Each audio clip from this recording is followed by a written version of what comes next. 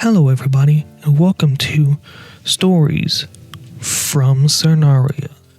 So this podcast is something that I have decided to start as I am, or at least I have been wanting to tell these stories for a while.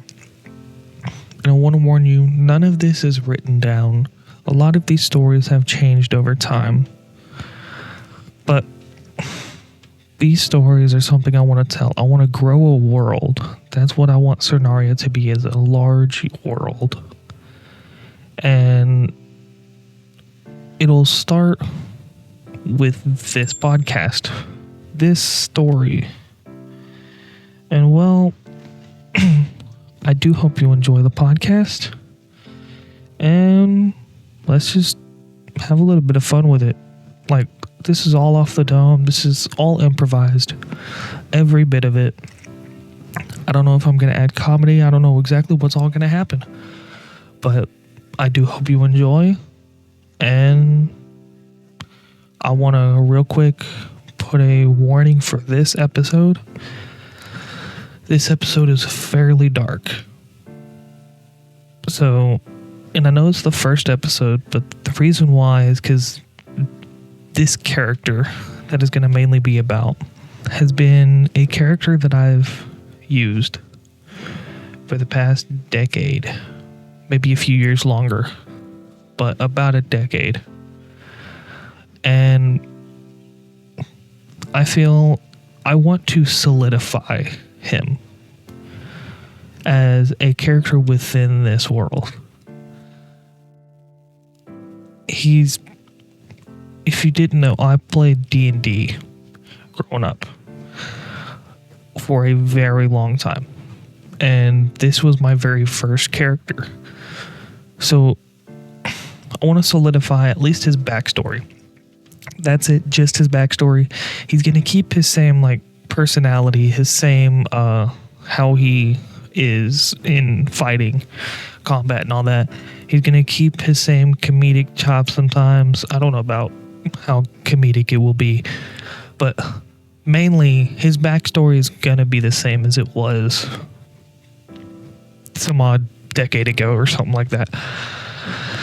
And it was pretty dark, so I hope that y'all still enjoy it. I hope y'all enjoy the ups and downs, the loops of this podcast. I hope you enjoy every moment of it, all the characters. I hope you enjoy every bit of it. And let's grow these numbers up, because there's so much I want to do with this. And just hope you support it. If you do, follow this on every platform. Subscribe to the YouTube channel. So let's just have a little bit of fun with it, you know? So, on a dark and rainy night, the full guild is eating their feast, as this is Grubick's 16th birthday on this land. Grubick is a half dark elf, half orc, and he is very skilled whenever it comes to being stealthy and fast. He is a tealish, closer to blue skin tone. His body is unmistakably an elf body. He is very agile. His face is just as ugly as an orc should be. Now, on this night, he is sitting at his table with his best friend Roman, who is a fairly small wood elf. Some would say he's smaller than the average wood elf. Also, he's sitting with the High Chiefess, or better known as his mother. She is a dark elf. She is actually known as the most beautiful dark elf in all of the land. She has been leading this guild for about 5 years at this point, as the old chief has passed. Well, after this feast for his birthday, they all return home, go into their cabins, tents, whatever you think that they should be in. They all just go to bed like it's a normal night. Grubick and Roman, as per usual, every single night, laughing over some random joke that nobody else would ever find funny. And well, in the morning, Grubick is the very first to wake up, and he struggles to wake up Roman and ends up just giving up on it. He walks out of the door and goes into the training grounds, as he wants to be the first to start training. He wants to be the best. He just wants to succeed so much to show that he's just better than everyone. He wants to just show everybody what he can do. While he's training, there is a human mage nearby, and she is conjuring multiple different species, beings, and monsters with her magic in order to help Grubick train, as she always does this as a way to not have to fight each other, but still be able to learn while doing, you know? So, Grubick goes for a strike, and he somehow misses. Now, this isn't your average miss, like to where it goes like next to the head or next to the body, just goes past. No, this miss is weird, unexplainable. Well, the dagger he threw, instead of going straight ahead, takes a complete 180 turn and goes behind him. The only thing he heard was the dagger hit something. And he's just baffled at the direction the dagger went, as he let go the perfect spot to throw it forward, straight ahead. So, he turns around, and the sight that he sees is horror for him. Just straight horror. And the one thing he saw was his mother fall over and just with a dagger stuck out of her neck. He's part confused. He's shocked. He doesn't know what else to do. So the only thing he does is what he can do. And he just runs. He gets to the front gate and he sees that it's closing. And these front gates, they close very slowly, as the doors are very heavy, as need to be in case they need to send out an army. And it's also to help secure the base front doors. So once he sees that the doors are closing, he bolts forward, and he barely gets through the gate. The gate guards are looking at him, wondering why he left. Because he wasn't sent out on a mission, as today was the day he was supposed to be chosen for which team he would be on, as he's supposed to graduate training. But he just keeps running down the path. It even gets so much that he leaves the path to just go into the woods, hide, get away from sight, make sure nobody knows where he is. once he gets to a massive rock in what looks like the shape of a person, like it's massive, like it looks like it could be a giant. He gets behind it. So he turns around to see if anybody's following him, and he sees one figure. It's a fairly small figure too. And he goes, and his thought is, what could be following me that looks that small?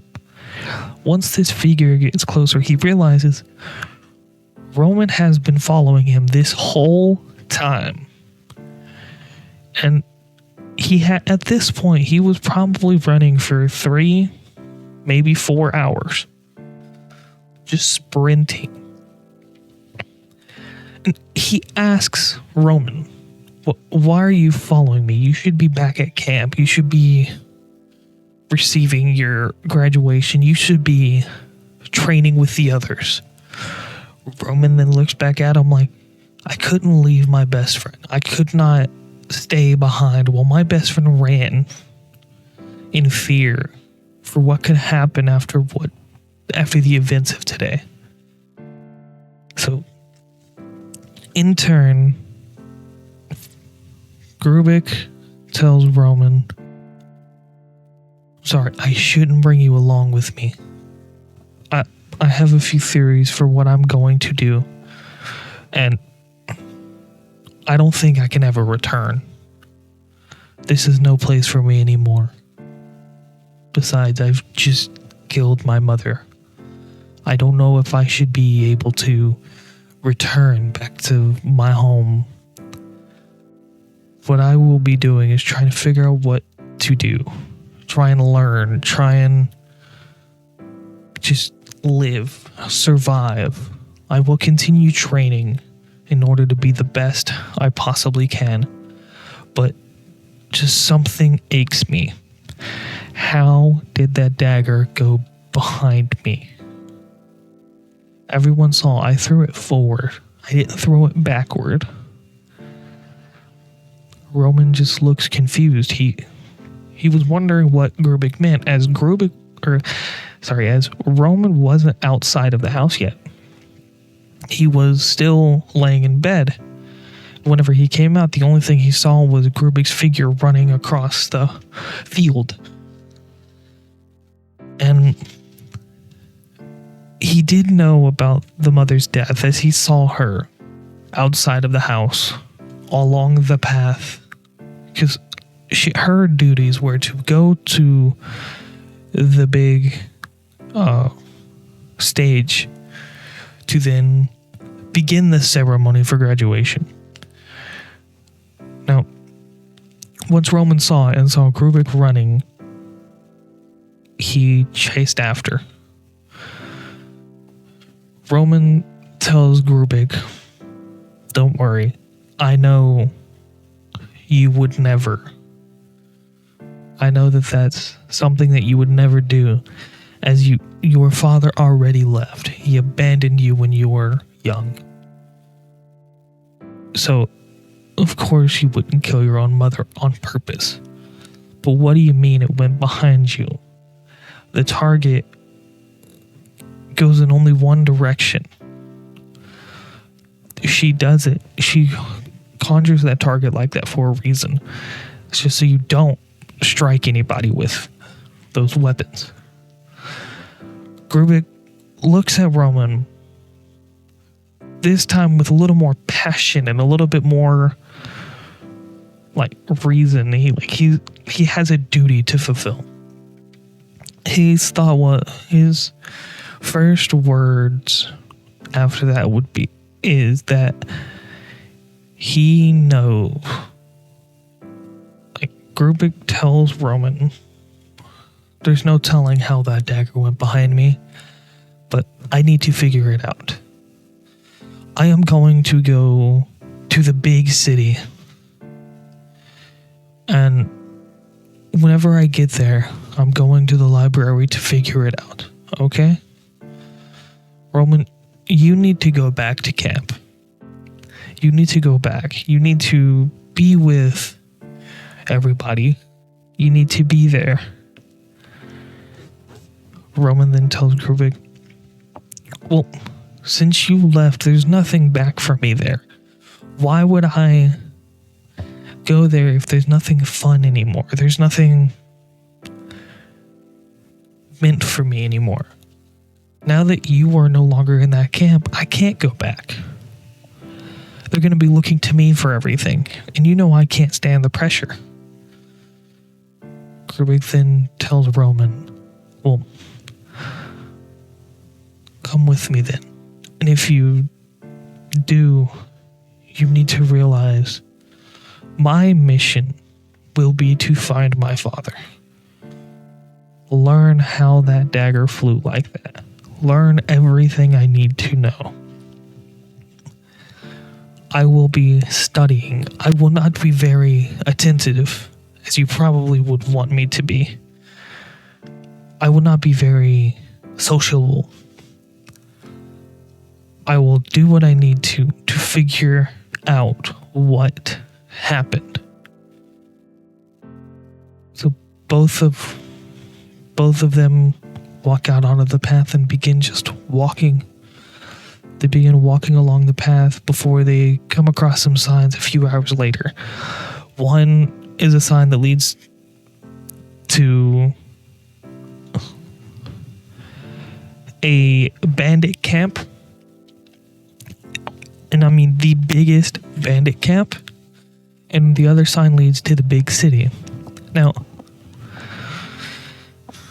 the signs are fairly faded. Like, they are quite faded to the point where it seems like you can't really read what they are. So they both just go down a path. And not separately, they both go down a path together. They keep walking for hours upon hours upon hours. It feels like they've probably been walking for 2.5 weeks or so. But it's only been 3 hours, maybe. They come across a large gate. And I mean a very large gate. They look beyond the gate and see guards. And very, very suited up, like golden armor. These guards have leather along the armor to keep it together. They have heavy helmets. And these guards look outside, see the two come up to the city, and they yell, "Hey, state your business." Grubick yells back to them, "Well, I have come to do some learning. Can you open the gate so I can go to the library?" Both of the guards look at each other. They look back at the other two. "Aren't y'all with that assassin's camp across the river?" Grubick looks and says, "Well, not anymore. Something happened, but I need to learn. Can you please open the gate and allow me into the library? Please, I need to learn." Both guards look at each other and said, "Very well." They go to open up the gates. Of course, the gates are going very slowly. After both Grubick and Roman get inside the gates, they both pretty much fast track to the middle of the city, where they see a bunch of nice stores. The streets are paved. There's lampposts of gold. All the people seem to be very friendly and energetic and talkative with each other.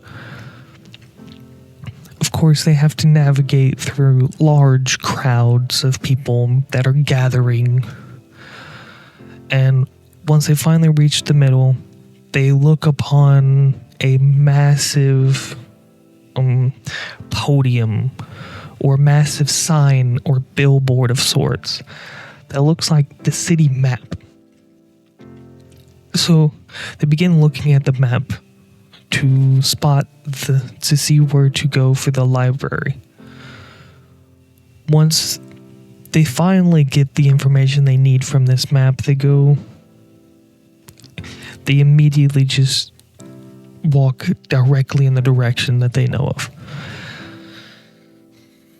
So once they finally reach the library, which is a golden arched doorway, and the door is a mahogany red, glass panes throughout the outside, the colorful glass panes, and there's a symbol on the front door, which is a book, an open book with magic coming out of the book, out of the pages.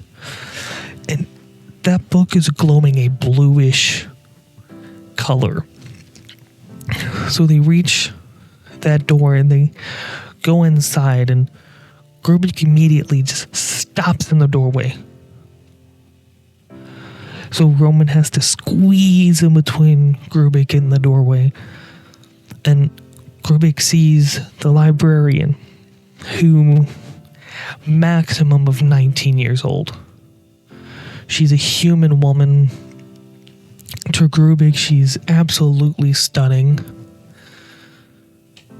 And he goes up to that front desk and immediately starts asking for religious, mythological,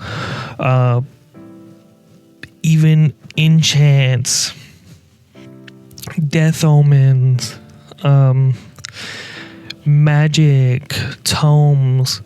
Just starts asking for books of all sorts. Immediately, the lady at the front desk begins to swirl her finger around. They start seeing tons and like maybe even thousands of books fly around. She then, while all those books are circling around, she asks them, "Would y'all like a storage bag for these? I'm sure you may need them. There's a lot here." Grubick looks at her and he goes like, "Might as well, right? Because we're going to the inn down the streets." And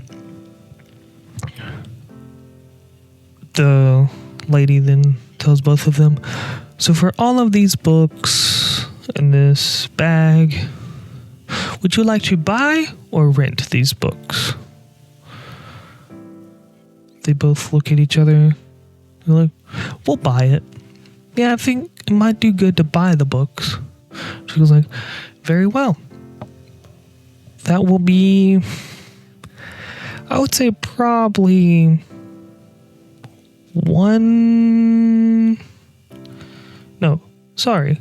200,000 gold." Roman looks at Grubick and remembers in his bag he has a pouch, a never-ending pouch with gold in it that he swiped off of off a desk in the big house within the camp. So he reaches for that pouch of gold and he starts grabbing a bunch of pieces. She then uses magic to get all of the rest. She counts it using magic as well. She lets them know, "You're all set. That is enough. You can put those pieces of gold back now. I'll only take this stack right here."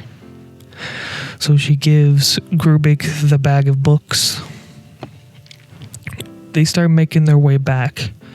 She calls out to them, "May I ask why you need so many?" Grubick then stays silent. Roman looks at her, says, "Oh, we're just doing a little bit of research. That's it. That's just a little bit of research." She looks at both of them. "Very well. Well, if you need any more, you know where we are." Grubick and Roman both leave the library. They go down the street a little ways they see a sign poking out that says, "In, patrons welcome." They get to the door. They see this door is also a golden arch. Not a mahogany door, though. It's a very bright pink wood. And the symbol on the front of this door is a mug and a key. This symbol looks like the key is trying to unlock the mug or something. So Grubick then he opens the door and walks up to the front counter. And Grubick goes up to the innkeep and says, We would like a room, please. A double, if you can." The innkeeper says, "How long would you like to stay?" Grubick says, "We can make weekly payments, if that is okay." The innkeeper says, "Alrighty, 70 gold a week." So they hand over the gold. It will be room, let's see here. Let's see which one's open. Let's go with room 4.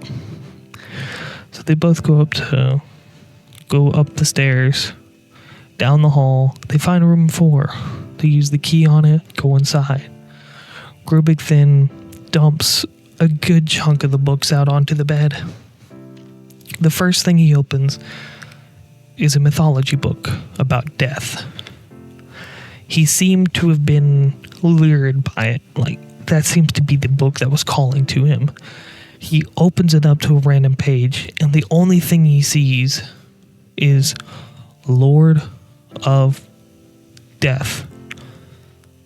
He's confused at first, like, what could it mean? Maybe there's a way to contact the Lord of Death or something. Maybe there's something there.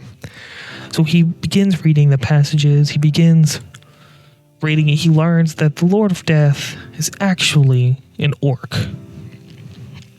And he continues reading, and he finds something that seems weirdly familiar. The Lord of Death is very well known to get someone pregnant and then leave within weeks after the fact. And he begins reading a little more, and it appears that it's trying to find a successor to his godlike or deitaic powers or something. So Grubick continues reading the passage on this, and he begins thinking, what if this is my father? What if? This could be. I want to investigate just a little bit further to be sure. So he continues reading more. He searches through all the books, tries to find more passages about it. He finds one more book, and he reads one passage that describes a child of half-blood. And this child will be the best at what he does, the best at what he's gifted at. He will have a weapon that is like a fork. He will be the stealthiest, he will be the sneakiest one. And Grubick has one final thought for the night. He must be my father. There's no way that it's not. This describes me. Now, I don't have a fork-like weapon, but I'm guessing that I'll come across one eventually. But this has to be me. This has to be me. The Lord of Death has to be my father. Anyways, thank y'all for listening. I hope y'all enjoyed. And this was the first episode of Stories from Syrnarya. I plan to be making more. Now, the next episode may be a continuation. I don't know. We'll figure it out. Whatever I think of at the moment. And I know this one's 30 minutes. I may try to get one longer. I don't know. But it is what it is. Now, I hope y'all enjoyed. Y'all have a blessed and a peaceful day. We out.